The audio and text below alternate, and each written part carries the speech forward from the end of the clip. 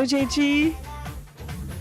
അവിടെ കീർത്തിയുടെ dance rehearsal തകർപ്പനായിട്ട് നടന്നുകൊണ്ടിരിക്കുകയാണ്. ചേച്ചി ഇവിടെ ഇരുന്ന് റിഹേഴ്സൽസ് ഒക്കെ കണ്ടുകൊണ്ടിരിക്കുകയാണ്. ഞാൻ ആദ്യമായിട്ടാണ്